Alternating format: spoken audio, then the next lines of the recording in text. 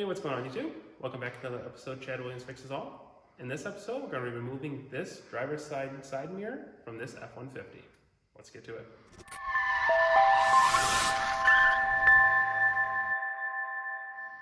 So this procedure is going to be the same whether you're working on the driver's side of the vehicle or on the passenger side of the vehicle.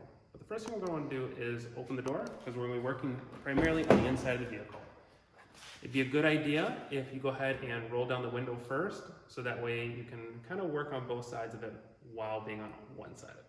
So the tools needed for this job is going to be 1/4" drive ratchet, extension if you choose, 10mm. Also some plastic pry tools would be very handy in this. So using the plastic pry tool, we're just going to go ahead and enter from the top here. There's going to be a couple clips on the top, kind of pull out, come down to the bottom, pull out as well.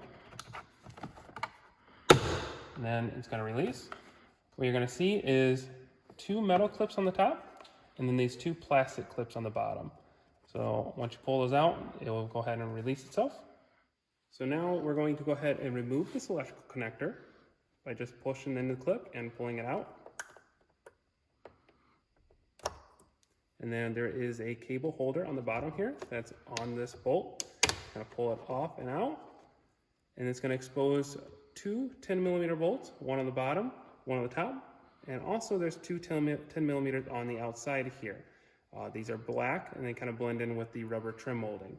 All 4 of these need to come out for the mirror to come off. So let's go ahead and remove all 4 of these.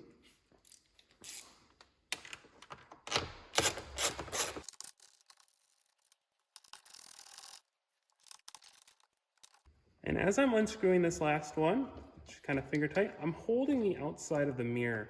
It's really handy to be working from the outside in and just kind of reaching over the open window. And once I remove this bolt here, I should be able to grasp the outside of the mirror and just pull towards the outside of the vehicle. Probably held in by some sort of clip.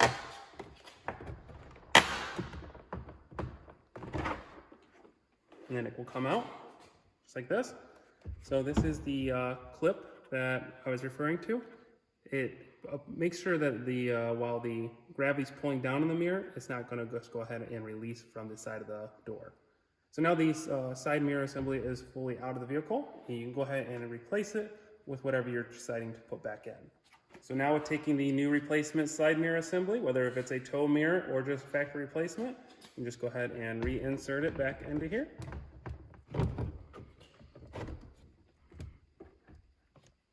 And then once it's back into here, you can go ahead and take the nuts and bolts and put them back on.